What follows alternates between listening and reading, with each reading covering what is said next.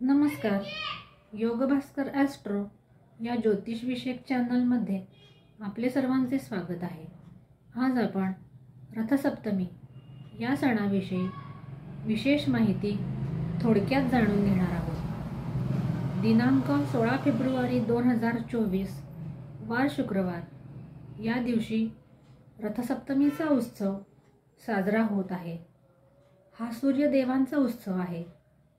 या दिवशी सूर्यदेव आपले 7 घोडे आणि 12 चाके असलेल्या रथावर आरूढ होऊन मार्गक्रमण करतात अशी मान्यता आहे. 7 घोडे हे 7 दिवसांचे आणि 12 चाके हे 12 राशींचे प्रतीकचिन्ह आहे अशी मान्यता आहे. सूर्य हा सर्व ग्रहांचा राजा ग्रह आहे. सूर्याशिवाय सृष्टीचे अस्तित्व हे शक्य देखील नाही. सर्व ग्रहांमध्ये सूर्याला सर्वात वरचे असे स्थान प्राप्त झालेले आहे. सूर्य हा आत्माकारक ग्रह आहे. यश, कीर्ती, मानसन्मान, उच्चपदे, आरोग्य, अधिकार, पितृसौख्य यांचा कारक ग्रह आहे.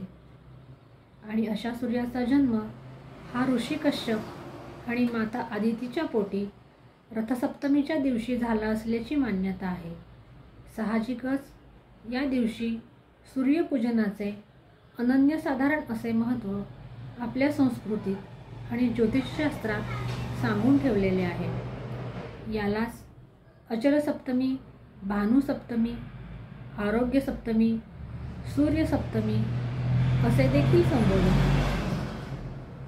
सन 2024 मध्ये 16 फेब्रुवारी रोजी रथसप्तमीचा उत्सव साजरा होत आहे आणि सप्तमी ही तिथी 15 फेब्रुवारीला गुरुवारी सकाळी 10:13 प्रारंभ होत असून ती शुक्रवारी 16 फेब्रुवारीला सकाळी 8:55 आहे.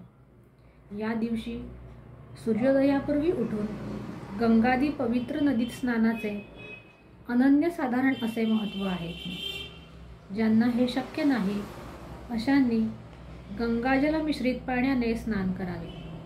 स्नानाच्या वेळी गंगेच यमुनेचैव गोदावरी सरस्वती नर्मदे सिंधू कावेरी जलसन्निध कुरुष्व मे या मंत्राचे पठण करावे. स्नान केल्यानंतर तांब्याच्या पात्रामध्ये पाणी, लाल चंदन, लाल पुष्प, कुंकू आणि अक्षदा टाकून याने सूर्याला अर्घ्य द्यावे. असे केल्याने वर्षभर आरोग्याची प्राप्ती होते अशी मान्यता आहे.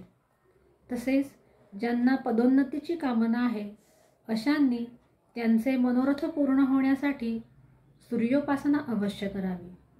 आदित्य हृदय स्तोत्राचे देखील पठण करावे.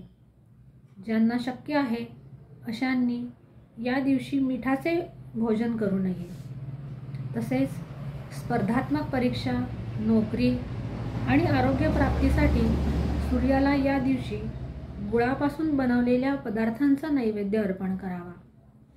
इच्छित कामनेसाठी या दिवशी गूळ, गहू, लाल वस्त्र आणि डाळ इत्यादी पदार्थांचे दान गरजूंना यथाशक्ती करावे.